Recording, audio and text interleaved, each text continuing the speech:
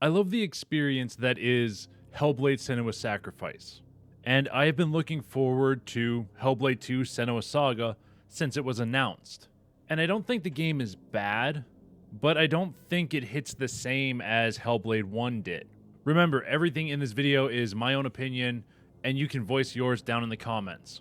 How I want to go through my thoughts on Hellblade 2 is by talking about what I think is the most annoying or worst part of the game, then the most kind of mediocre or the biggest letdown of the game, and then what I think the game actually did better than the first, or maybe just as good as the first. I want to start off with what I think is the worst or most annoying part of Hellblade 2, and that's its movement outside of combat. Senua's movement is slow. I get that she's supposed to be human, so I'm not looking for insanely fast movement, but a bit quicker of a jog would have been nice. And it's mostly because the levels that Ninja Theory made for Hellblade 2 are a lot larger than Hellblade 1's, or at least they feel this way, because there's a lot less combat in the game and a lot less mechanics. It's a lot more noticeable than in Hellblade 1. Like I said, there's a lot less mechanics or puzzles to break up the monotony of walking around. Yes, Hellblade 2 is beautiful and it's nice to walk around and kind of just look around at how visually good the game is, but it's boring.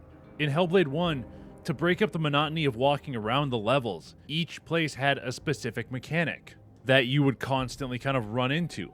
Velraven's gates, Surtur's fire sections, and things like that were used to break up the walk-around sections along with different combat areas. But because you're not in Hell this time, you're in Midgard, or, Earth for people who don't know about Norse mythology. Having things like that happen all the time would, feel out of place, even in a story about gods, giants, and someone dealing with psychosis. And speaking of the story, I think that might be the biggest letdown for me. When you compare it to Hellblade 1's story. Comparing it to Hellblade 1's story, Hellblade 2 just doesn't hit the same. In Hellblade 1, you have these great moments of feeling Senua's fear and anxiety about being different and about her psychosis and about going mad or going insane. But by the end of the game, there is this satisfaction that she is able to live with her fear and anxiety and control it more so than at the beginning. It gives you these deep emotional hits throughout the game. And then at the end, after the fight against Hela, you get this final emotional hit of Senua learning to cope with and overcome her fears. Not fully overcome them, but overcome them more so. It is a great emotional experience, and I love Hellblade 1 for Senua's character development. But in Hellblade 2, I don't think I ever felt those emotional hits throughout the game. I think because Hellblade 2 focuses more on the choices that other characters have made in the past than it focuses on Senua's inner turmoil like Hellblade 1 did. It just doesn't hit like the first one did. Every boss, yes, that is with quotation marks, is about a choice and the emotion or feeling it caused for that character. The feeling of anger for being powerless to do anything. The feeling of regret for betraying their tribe. Or the feeling of being powerful through fear. Each of the bosses makes a choice before the story happens, and the story focuses more on those choices and their outcomes for those characters and the tribe that they are a part of than the actual character development of Senua and her three companions. To me, the game feels like it's a bridge game in terms of story. It just feels like it's not a full storyline, and it's just to set up Hellblade 3. If there is one. I get that's what games and movies do sometimes with cliffhanger endings, but Hellblade 1 left off on an emotional high point with kind of an open-ended ending. Hellblade 2 feels like it's trying to do the same, but it just doesn't hit the same emotional high point to leave the player off on, even though it still leaves the ending open for a continuation. I don't hate this story, but overall, I don't think it had the same impact or the same feeling or was as interesting as Hellblade 1's. Where I do think that Ninja Theory improved upon Hellblade 1 with Hellblade 2 was their visuals, mechanics, and the giant or boss sections. Visually speaking, Hellblade 2 is a feast for the eyes. It is such a beautiful game, even on medium settings, and it really shows off what Unreal Engine 5 can do with not only the environments, but also with metahumans. And it actually proves why people have been hyping up not only this game's visuals, but also Unreal Engine so much. Yes, there are some faces that Senua made that I thought looked kind of weird and a little derpy. Like the tracking on the actress's face was like just slightly off. But in general, I think it's a beautiful game and it really shows off what Unreal Engine 5 can do. Mechanically, I like some of the changes they made to combat. Compared to other third-person action games, Hellblade 2, it's still not insanely tough when it comes to combat, but it feels like there has been a lot of tightening up of the combat system from the first Hellblade.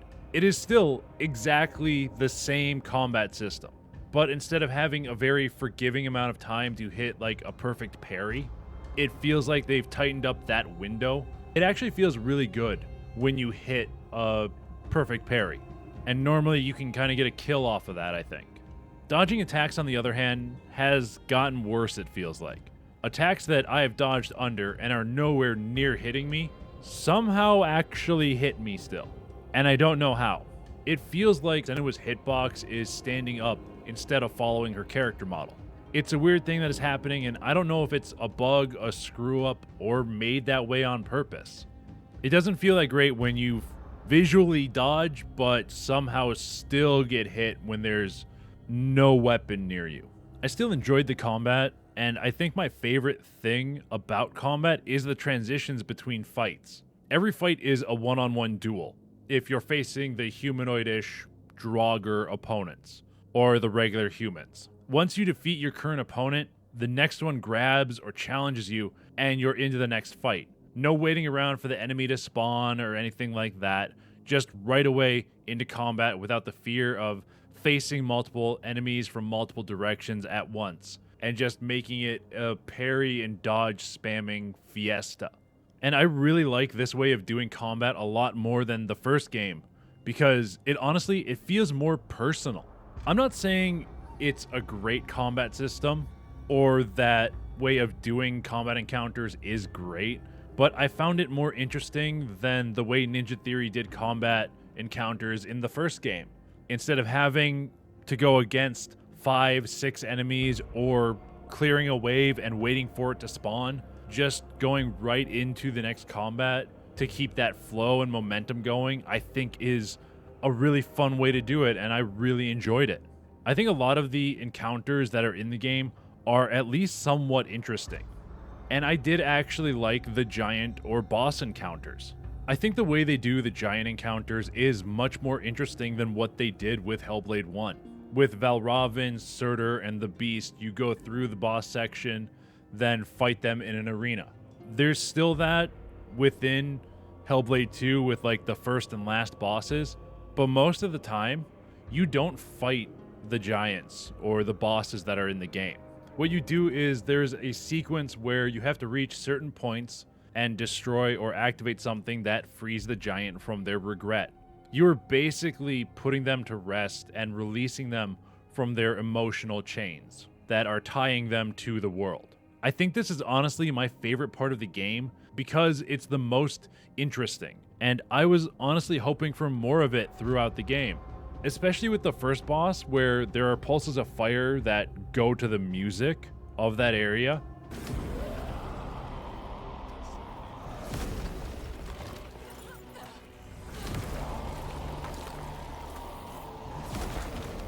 I thought it was a really interesting encounter design, and I would like to see more of it.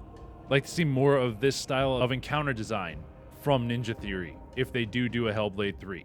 Like, it's not a super hard and complicated boss fight or boss encounter. I just think it's kind of interesting. Overall, if I were to give Hellblade 2 a rating from my system, it would sit at interesting or fun, but with some problems. Kind of the middle ground rating. I think Hellblade 2 does its mechanics and visuals well with some interesting sequences, But in the end, you're playing it to experience the next step in Senua's story. And I think Hellblade 2 doesn't emotionally deliver on that story as well as Hellblade 1 did. And that's really all my thoughts on Hellblade 2 as of right now. I didn't want to dive into the arguments and complaints that I've heard from other people. I just wanted to get my thoughts and opinions out about this experience. Because that's how I view this. I view it as experiencing a story instead of playing a game. And that's kind of it for this video. If you liked this video or thought it was decent, please do all the algorithm stuff, like, subscribe, turn on that notification bell, and one other thing, have a royal day. Or night, whatever it is for you.